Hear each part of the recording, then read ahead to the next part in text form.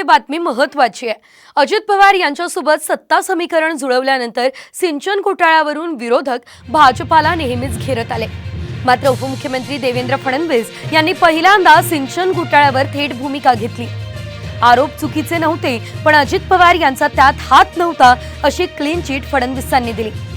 फडणवीसांनी काय भूमिका मांडली आणि आताच टायमिंग का साधलंय यावरचा हा खास रिपोर्ट बघूयात।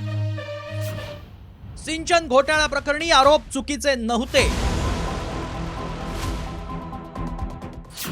अजित पवारांवरील आरोप सिद्ध झाले नाहीत।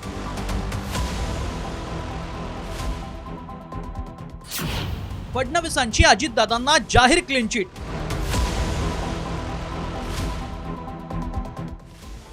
अजित पवार यांच्यासोबत सत्ता समीकरण जुळवल्यानंतर सिंचन घोटाळ्यावरून विरोधक भाजपला नेहमीच घेरत असतात। कारण राज्यातल्या भाजपच्या नेत्यांसोबतच खुद्द पंतप्रधान नरेंद्र मोदींनी आपल्या जाहीर सभांमधून सिंचन घोटाळ्यावरून राष्ट्रवादी काँग्रेसला टार्गेट केलं होतं। कारण अजित पवार आणि सुनील तटकरे तत्कालीन जलसंपदा मंत्री असताना 70,000 कोटींचा कथित घोटाळ्याचा ठपका त्यांच्यावर ठेवण्यात आला होता। त्यामुळे अजित पवारांची राष्ट्रवादी भाजपसोबत गेल्यानं या प्रकरणावर भाजप नेते थेट बोलणं टाळतात।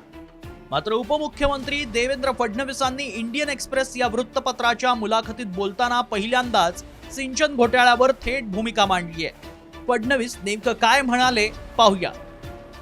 अजित पवार, सुनील तटकरे आणि अन्य नेत्यांवर सिंचन घोटाळ्या प्रकरणी केलेले आरोप चुकीचे नव्हते। सिंचनाबाबत कंत्राट देताना अटी आणि नियम बदलण्यात आले होते। या खात्याचे प्रमुख म्हणून अजित पवारांवरही आरोप करण्यात आले होते। सिंचन घोटाळ्याचे 2010-2014 साली मी आरोप केल्यानंतर तपास यंत्रणांनी चौकशी केली। या घोटाळ्यात अजित पवार यांचा हात असल्याचं तपास यंत्रणांना दिसून आलं नाही। तपास यंत्रणांवर आपण विश्वास ठेवायला हवा, असं उपमुख्यमंत्री देवेंद्र फडणवीसांनी मुलाखतीत म्हटलंय। महाराष्ट्राचे 2 लालू पवार तटकरे जेलमध्ये घालू अशा घोषणांनी भाजप आमदार सभागृह दणाणून सोडायचे। सिंचन घोटाळ्यावर आरोपांची राळ उठवण्यात आल्यानंतर तत्कालीन आघाडी सरकारला चितळे समिती गठीत करावी लागली होती। या आरोपातून फडणवीसांनीच तपास यंत्रणांचा हवाला देत अजित पवार आणि तटकरेंना दोषमुक्त केलंय।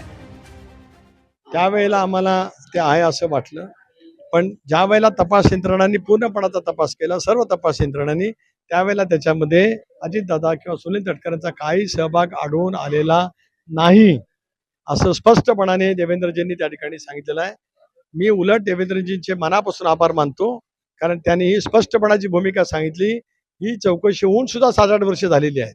त्यामुळे याच नावाखाली बदनाम करण्याचा जो प्रयत्न केला जातो तो किती विफल आहे ते आपल्याला त्या ठिकाणी त्यानिमित्ताने पाहायला मिळालं। गेल्या 15 वर्षापासून संपूर्ण राज्याचं राजकारण ज्या सिंचन घोटाळ्याभोवती फिरत होतं, त्या घोटाळ्याच्या आरोपांना बगल देत भाजपनं अजित पवारांची हातमिळवणी केली। त्यामुळे भाजपचा जमिनीवरचा कार्यकर्ता नाराज होता।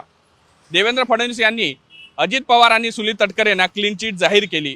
त्यामुळे मतदानाच्या अखेरच्या टप्प्यात देवेंद्र फडणवीसांनी घेतलेल्या भूमिकेमुळे तर्कवितर्कांना उधाण आलंय। ब्युरो रिपोर्ट, साम टीव्ही, मुंबई।